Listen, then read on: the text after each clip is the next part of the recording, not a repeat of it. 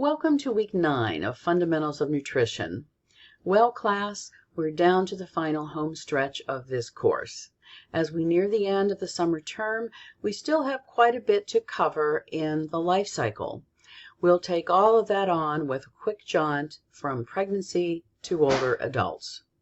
In doing so, we will be examining how the body utilizes all of the nutrients the body takes in and puts them to work in the life cycle, which starts in pregnancy, through childhood, adulthood, and on to senior years.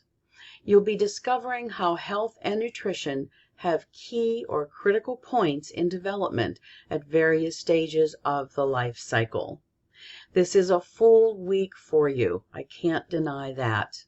You'll be examining 3 chapters, which covers the entire life cycle.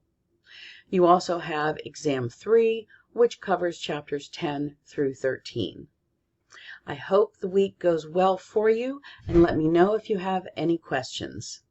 Other details for this week: there are multiple MindTap assignments to cover on all 3 of these chapters. So I know this looks like a lot, but remember, all of these assignments usually have just a few questions for you to respond to, and then you can move on to the next one.